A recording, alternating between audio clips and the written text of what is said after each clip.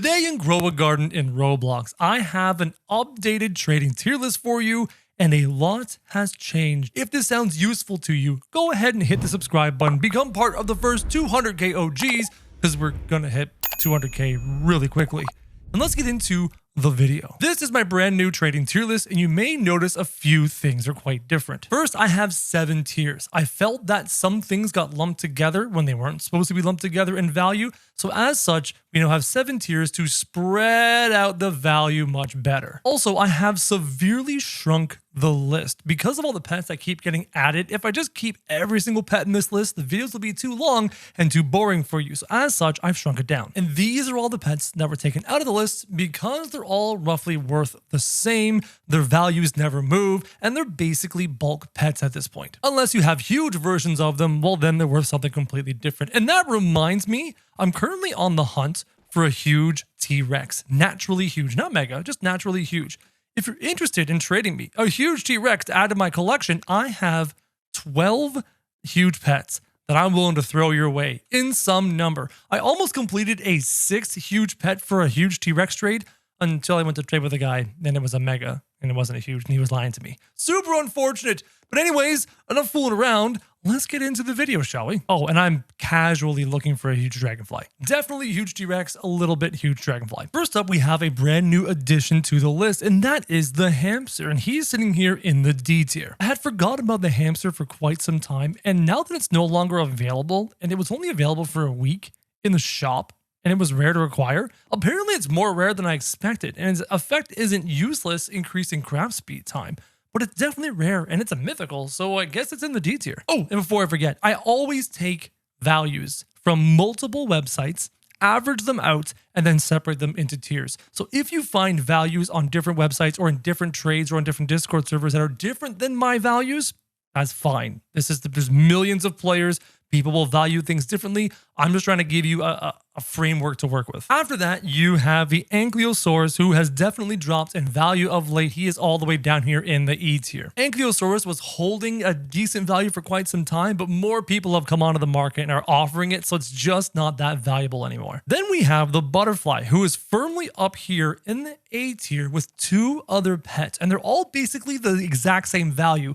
That's why I separated them into their own A tier. Butterflies rock. They are amazing pets. They are required pets if you want to make expensive fruits. They're the best. Rainbow is the best. I keep saying it. I will say it every single time. Butterflies are way better than dragonflies. It's not even close. Then we have the blood hedgehog, and this pet is holding up the bottom of the D tier. Not quite an E tier. It still is quite useful, but it's pretty common. There are people out there who are trading to acquire 6, 7, 8 blood hedgehogs so that they can do the horned dinosaur method or another prickly fruit method. And the more prickly fruits that come into the game, the more that the blood hedgehog is useful. As such, it does have trading value. Then we have the Disco Bee, who is in his own tier with a couple other pets, the S tier. The Disco Bee has maintained its exact value. It has not gone up in value recently. It has not come down in value recently. The Disco Bee is a very good pet. You want to have them. They are collectible. They are rare. They are desirable. Now, the blood kiwi is right here in the same ballpark as the blood hedgehog. Blood kiwis are among the most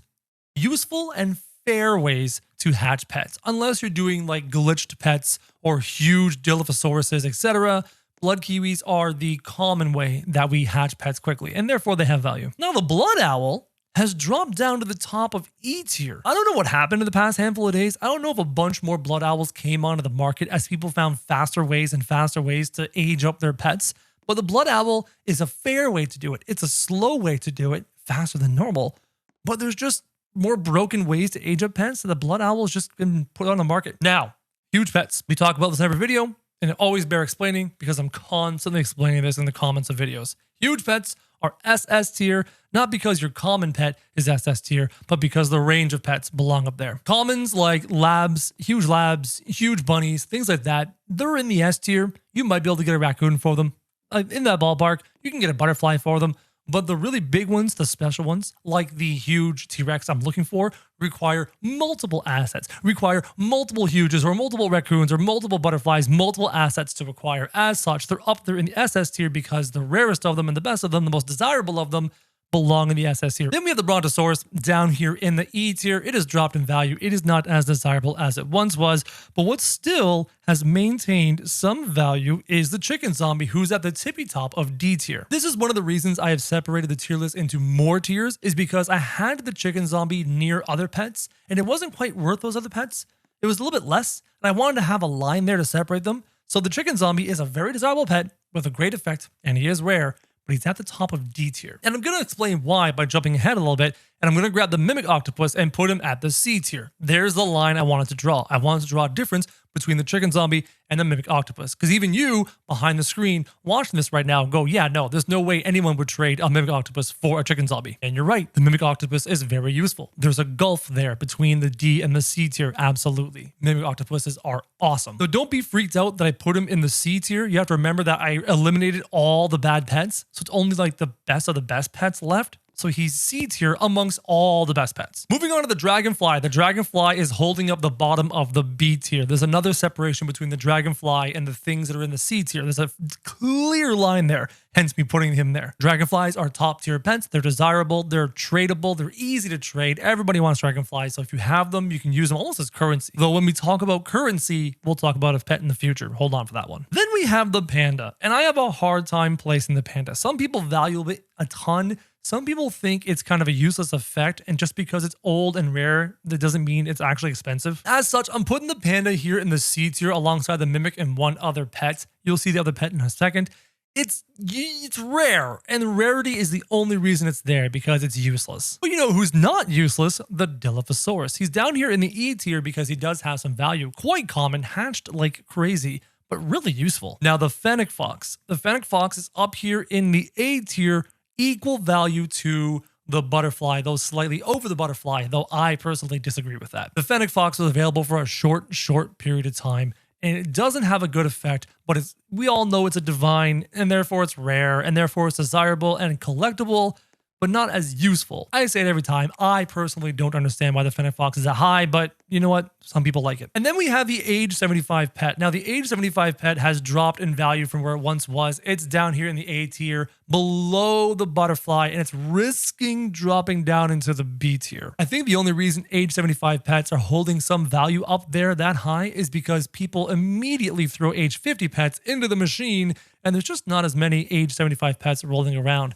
But the problem is that as soon as the age 75 pet becomes rare enough and valuable enough and desirable enough, many people like myself would just create a whole bunch of age 75 pets with starfish, etc., and then flood the market with them. So because of that, sometimes you'll see the age 75 pet creep up a bit in value and then come right back down in value as people take advantage of that and make a bunch. It's basically a self-balancing system. Then we have the Queen Bee, and the Queen Bee is down here in the D tier, pretty much alongside the chicken zombie in terms of value. They're pretty equal right now. Queen Bees are cool-ish. How do I explain what's going on here? I think that there are a lot more Queen Bees in circulation than a lot of people give them credit for, and people who own Queen Bees want them to be worth a lot, and they scream to the heavens, no, my Queen Bee's worth blah, blah, blah.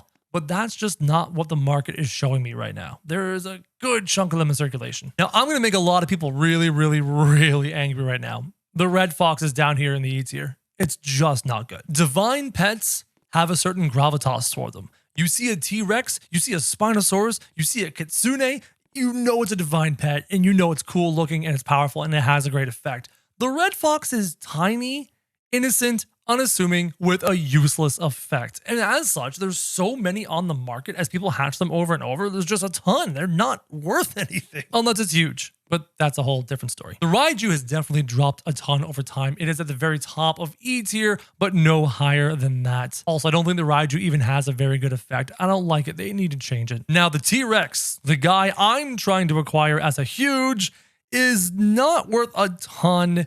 He is worth less than a Dragonfly, and there's about a significant gap between the T-Rex and the Dragonfly right now.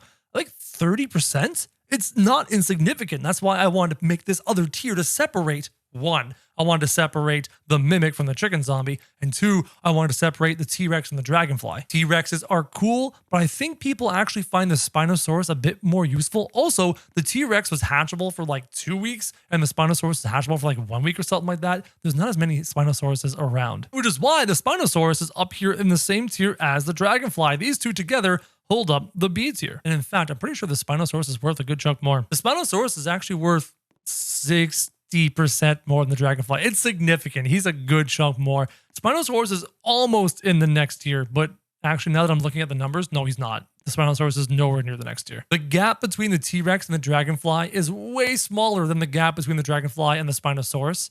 And the gap between the Spinosaurus and age 75 and butterflies is even bigger than that. It's crazy how quickly things ramp up exponentially towards the top of this tier list. Now we move on to the really good stuff in this tier list, as well as the new stuff. Raccoons have gone up in value, and not insignificantly. Raccoons are now dead equal with the Disco Bee. In fact, looking at it, they're a little itsy bitsy tiny bit better than the Disco Bee. 2 days ago, the raccoon was about 20% less than the Disco Bee, but everything's changing. Raccoons are hot. Raccoons are the currency of high-end trading. Everybody knows it. Go into a Discord server and look at people trading huge pets. Look at people trading ascended pets. Look at people trading high-end pets. They're looking for raccoons. Raccoons are the trading currency. They're the medium with which all the top trades are done. Ascended pets have come down in value. More and more are being made. Ascended pets, for the first time since the mechanic came into the game, are no longer in the SS tier. They're down in the S tier. They're worth about 20% more than raccoons and Disco Bees, but they're no longer worth 2 or 3 raccoons. They've come far down. Having said that, that is assuming your ascended pet is like a lab or a bunny or, I don't know, an axolotl or something just completely random and bulk-wise. If the ascended pet is a T-Rex, whole different story. Whole different story. The Kitsune has come down about 10 to 15% in value. However, having said that, it is still up in the SS tier. Right now, from what I can gather, a Kitsune is worth about 3 raccoons. Yeah, 3 raccoons almost dead on. I'm a little bit worried about the Kitsune's value. People have tons of Zen eggs. Remember the method I mentioned about the regular Kadama farming? People have like 1,000 Zen eggs and they're hatching them steadily, and not just one person. Many people have a ton of Zen eggs they're hatching. I don't think we're going to see the slowing down or stopping of Kitsunes coming into the market for at least a month and a half. The Kitsune's price may continue to drift down slowly, especially if Jandal adds a new hotness, a new highly desirable ultra rare pet. The Kitsune might get cast aside. It's a fascinating situation. Then we have the corrupted Kitsune. And guys, it's not worth a ton anymore. It's not worth, let me clarify the statement. The corrupted Kitsune is pretty much worthless if you are trading with an experienced trader. Somebody who understands value. They're practically worthless. They're almost bulk. However, because it looks like the red Kitsune, because it was so hyped, the red Kitsune was so rare and so hyped, when they released the corrupted one, your casual gamer adores a corrupted Kitsune. And the casual gamer that you meet in a random lobby may trade you a raccoon, a dragonfly, a butterfly, whatever, for a corrupted Kitsune because it looks like the red one and the casual gamer thinks it's valuable.